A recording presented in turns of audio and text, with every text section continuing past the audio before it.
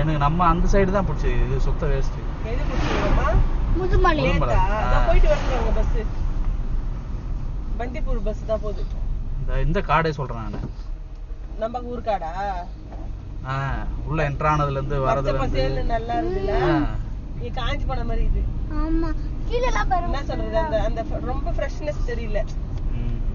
அதே மாதிரி அங்க மெயின்டைன் பண்றாங்க பாருங்களேன். அந்த கொஞ்சம் தூரம் வரைக்கும் அந்த கிரீனிஷா வச்சிருக்காங்க. கட் பண்ணி விட்டுறாங்க.